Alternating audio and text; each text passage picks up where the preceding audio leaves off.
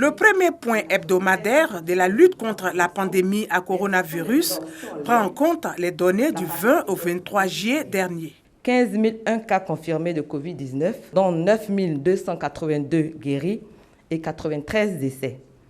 En effet, on a enregistré 882 nouveaux cas de Covid-19 sur 6 167 prélèvements analysés, soit 14,30% de l'échantillon. Le nombre total des échantillons est 89 920 et le taux moyen de positivité est 16,68. 916 nouvelles guérisons, portant le nombre total de personnes déclarées guéries à 9 282, soit 62% des cas enregistrés depuis lors. Un décès notifié. Le nombre total de décès de Covid-19 est 93, soit 0,63% des cas dépistés à cette date. 5 626 le nombre de cas encore actifs, soit 37,7% de tous les cas dépistés à ce jour. 95% des cas de Covid-19 diagnostiqués se trouvent dans le Grand Abidjan, épicentre de la pandémie.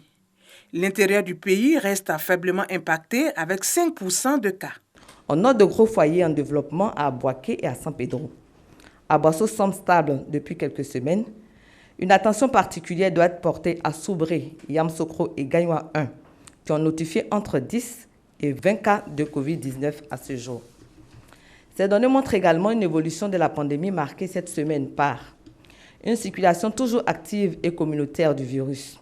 Sur le plan sécuritaire, les forces de défense et de sécurité ne baissent pas aussi la garde au niveau des opérations de contrôle dans le secteur du transport et du divertissement.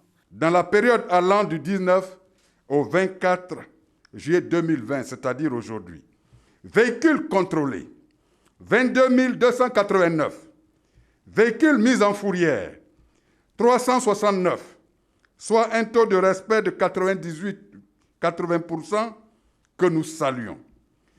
Dans le secteur donc des établissements recevant du public, maquis contrôlés dans les communes de Makori, Port-Boué, Koumassi, Yopougon, Adjamé, Cocody et Abobo, pendant cette période, 167. Restaurants contrôlés, 93. Hôtels contrôlés, 254.